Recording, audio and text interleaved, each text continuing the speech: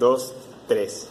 Hi, I'm Oscar, and we are today at Professor Diego and Oscar. We're going to solve a derivative. You know, one of the easy ones when we have trigonometric functions and third roots of something. So we have two ways to go: quotient, or the boring way, which is doing all the chain rule. We're going to start by dividing the terms by their factor. It's just transforming this function into its equals, which is going to be easier for us to work, which is going to be 2 plus 3 sine of x, all of that to the power of 1/3, because if you remember right, this 3 moves to the outside on the bottom part of the fraction. Then we're going to do the same thing on the bottom, which is going to be 2 minus 3 sine of x, all of that, divided by, and multiply it by 1/3, well, to the power of 1/3. I mean, see, then we're going to do the quotient rule. If you remember that one, it's the rule that says u prime ub minus ub prime u divided by v squared. Obviously, this means that this value, the first one is u, and the second one is ub. So we have to get both of the derivatives.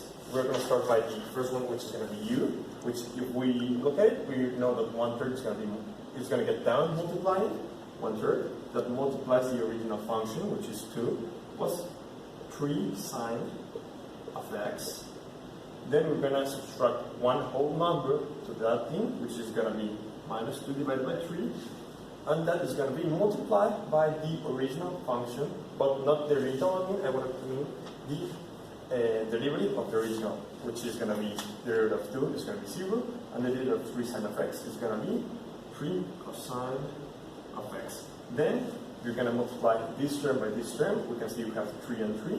We can cancel them out, and we're going to end up with u prime being cosine of x that multiplies 2 plus 3 sine of x to the power of negative 2 divided by 3. And we're going to work the other one off camera, and then Diego is going to show you how to follow the quotient rule. Thank you very much. Well, now that we got the u prime, we're going to get v prime, which, like the derivative of this negative sign, we're going to apply the same. It's cos times 2 minus 3 sine x minus 2 thirds. Now this sign is going to be negative because this sign is negative, and the derivative of a negative sign is a negative cosine. Now we're going to expand all these into the quotient rule. What we're going to do is cos 2 plus 3 sine minus 2 thirds, 2 minus 3 sine x, 1 half. Now, in the original equation, it's going to be a negative sign, but because the v prime has already a negative cosine, we're going to change it right into positive. So it's going to be also a cos x times 2 minus 3 sine x minus 2 plus 3 sine x 1/3. And now we're going to apply the v squared. So it's going to be a whole fraction, and now we're going to apply this value of v, 2 plus minus 2 sine x 1/3, all this by square. But now if you consider that it's just multiplying this, we are going to have 2/3 instead of 1.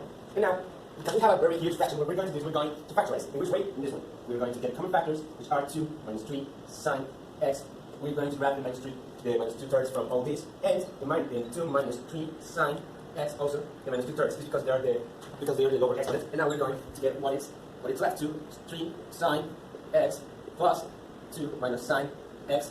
And well, we got the denominator, but we're not going to add it onto the end. So now everything is just cancelled, because these are added in 4, and these, because they're opposite, they just cancel. So we're going to get a 4. We're going to get a 4 from this, and we're going to multiply by cosine here. So we're going to get 4 cos times 2 3 sine x minus 2/3, 2 minus 3 sine x minus 2/3, and well, we already have here the 2 minus 3 sine x 2/3. And what we're going to do is, because these ones are negative, we're going to pass this one into the denominator, and this one we're going to subtract it by this. So the final answer is just going to be 4 cos, and now because they are a fraction, we're going to add it like a cubic root. So we're going to have 4 cos cubic root of 2 plus sine to the 2, and the cubic root of the another one, which is 2 minus 3 is 3 sine of 4, because well, this one is subtracted from this one. And that's the final answer.